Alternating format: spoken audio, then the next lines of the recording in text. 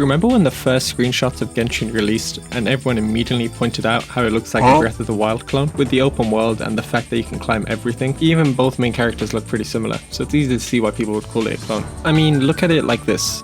Both main characters awake from a long sleep after getting absolutely destroyed by the main villain, and because of that, they have some crazy amnesia. So now they have to go around, explore the world, trying to figure out what's been going on while they were asleep. When you compare the two games like that, Genshin sounds like a complete carbon copy.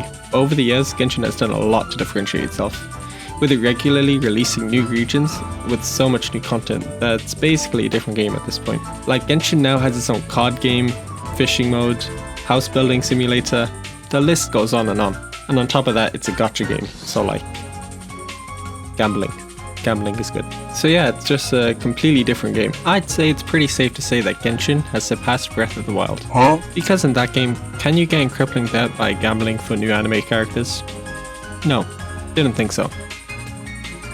But here's something I bet you didn't know. Genshin has also been borrowing ideas from another game franchise, and this has probably flown over many people's heads. I've only realized this recently. After the release of Genshin's second new continent, Inazuma, which is based off of Japan, there are two characters who have a very similar moveset to that of a character from another game franchise, Devil May Cry. The two characters in mention are Ayaka and Ayato, who are both siblings, which explains why their fighting style is pretty similar. But yeah, these two just rip off Virgil's moveset from DMC, and you don't even have to have played those games to see the similarities. I mean, just look at this. Ayato is basically Hydro Virgil, and he even looks like him too.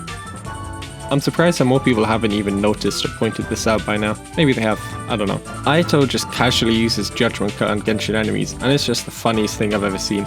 And Ayaka's standard combo looks like it's been cut straight from DMC, and once you see these things, you can never unsee it. All you need to do is throw some of Virgil's voice lines in there and you're playing a completely different game.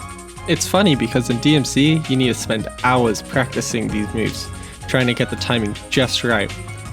But in Genshin, it's literally just the tap of a button. It's like DMC on easy mode.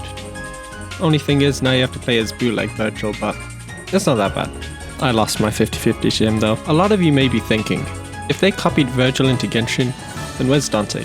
And don't worry, I have the answer.